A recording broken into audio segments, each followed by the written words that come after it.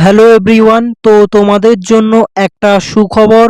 তো SSC MTS 2024-এ SSC তরফ থেকে কিন্তু একটা নতুন নোটিফিকেশন জারি করে দিয়েছে, যেখানে তোমার ভ্যাকেন্সি কিন্তু অনেক ইনক্রিজ হয়েছে। তোমাদের 9,000 থেকে ভ্যাকেন্সি বেড়ে 11,000 প্লাস হয়ে গেছে। এবারে কিন্তু মানে কাট অফ অনেক কম যাবে। আমি 90 প্লাস কেন বলেছি সেটা তোমরা একটু পরেই বুঝতে পারবে। তো চলো আমরা দেখে নেই কতটা কি ভ্যাকেন্সি বাড়লো অফিসিয়াল নোটিফিকেশনটা।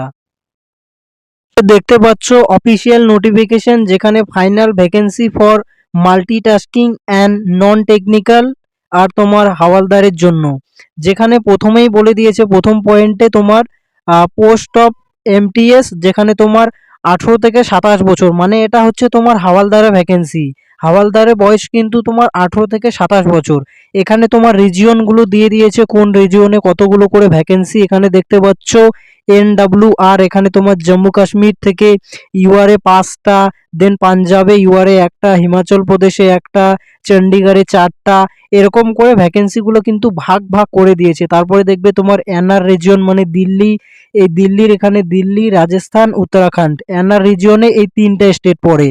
এখানে তোমার দিল্লিতে 225টা ইউআর, আমি শুধু ইউআরটা বলছি, বাকি কাস্টগুলো তোমরা দেখে নেবে, আমি পিডিএফটা দিয়ে দেবো। দেন রাজস্থানে 10টা, উত্তরাখণ্ডে 8টা। দেন যদি আসো সিআর রিজিয়ন, তো সিআর রিজিয়নে তোমার বিহার, উত্তরপ্রদেশ এই দুটো পড়ে। এখানে তোমার এই যে দেখতে পাচ্ছ খুবই কম আছে।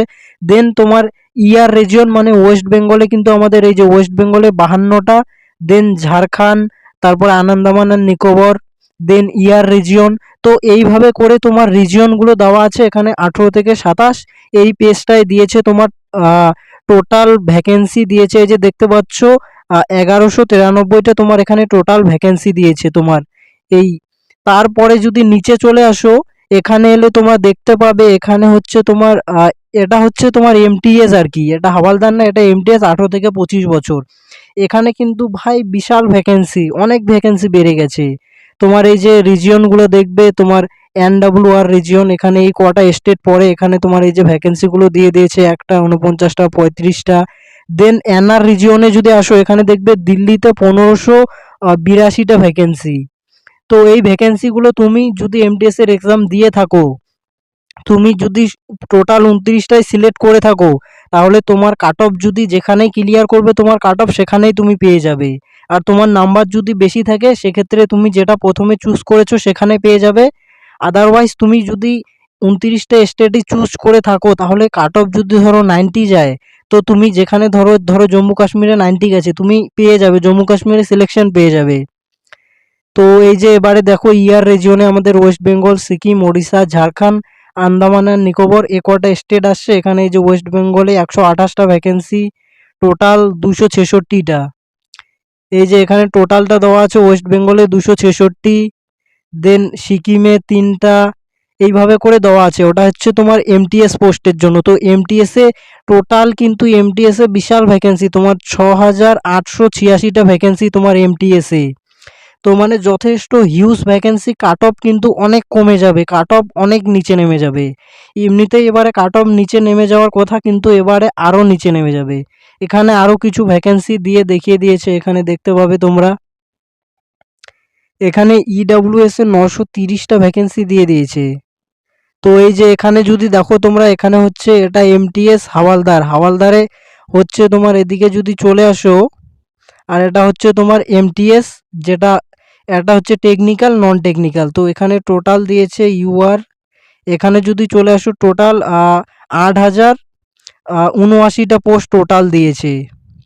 দেন এরপরে এখানে আবার একটা পেজ অ্যাড করে দিয়েছে, দিয়ে এই এটা হচ্ছে হাওয়ালদারের ভ্যাকেন্সিটাকে ভাগ ভাগ করে দেখিয়ে দিয়ে দিচ্ছে, যে মানে কোথায় কতগুলো করে ভ্যাকেন্সি আছে। তো এটা তোমরা নোটিশটার মধ্যে দেখে নিতে পারবে।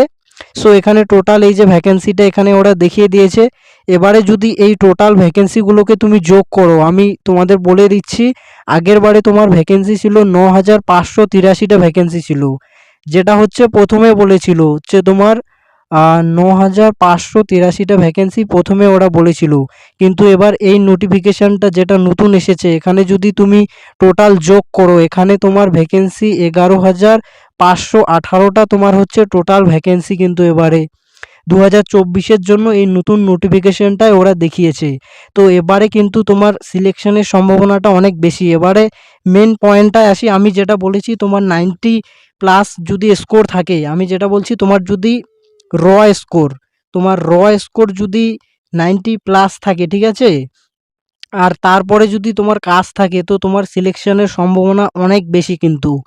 ধরো তোমার এই যে এমটিএস হাওলদারের যেটা নোটিশ দিয়েছে সেখানে নামটা তোমার ধরো নাই বা আসলো, তোমার ধরো তুমি হয়তো এমটিএসগুলোকে সিলেক্ট করোনি বা শেষের দিকে সিলেক্ট করেছো, সেক্ষেত্রে তোমার নামটা আসেনি, কিন্তু এমটিএসে যদি লোয়েস্ট কাট অফ চলে যায় সেক্ষেত্রে তোমার এখানে নামটা না আসলেও কিন্তু তোমার সিলেকশনের সম্ভাবনা থাকবে আর কি, যদি লো কাট অফ যায় আর তুমি আগে চুজ করে থাকো। তো এবারে কিন্তু ধরো তুমি ইউআর ক্যান্ডিডেট, ঠিক আছে, তোমার যদি 90+ স্কোর থাকে, ধরো নর্মালাইজেশনে তুমি হচ্ছে 10-15 নম্বর পেয়ে গেলে, সেক্ষেত্রে কিন্তু তোমার 105-10, মানে 110-এর উপর যদি তোমার নর্মালাইজ স্কোর চলে যায় তাহলে কিন্তু সিলেকশনের সম্ভাবনা একটা আছে আর কি। মানে সবচেয়ে লো পোস্ট যেগুলোতে যাবে ধরো তোমার সাউথ ইন্ডিয়ার স্টেটগুলোতে। দেন এরপরে যদি তুমি ধরো, মানে এবারে আমি তোমাদের বলে দিচ্ছি কাট অফটা তোমার, ধরো ইউআরে তোমার 115 থেকে 120-র মধ্যে যেতে পারে, 2-1 নম্বর কম বেশি হবে, সেটা হতে পারে। দেন যদি আসি ওবিসি, তো ওবিসিতে তোমার ধরে নাও 114 থেকে 118-র মধ্যে কাট অফ যেতে পারে। দেন তোমার এসসিতে তোমার কাট অফ হচ্ছে তোমার 100 থেকে ধরে নাও 110, হ্যাঁ এরকম ধরে নাও আর কি। আর এসটিতে তোমার 90 থেকে 100-র মধ্যে তোমার এবারে কাট অফটা যেতে পারে আর কি, কারণ এবারে কাট অফটা অনেক কমে যাবে দেখবে। সো এই হলো আজকের ভিডিও। নেক্সট রেজাল্ট 2-1 দিনের মধ্যে রেজাল্ট চলে আসবে, তো রেজাল্ট এলেই বুঝতে পেরে যাবে।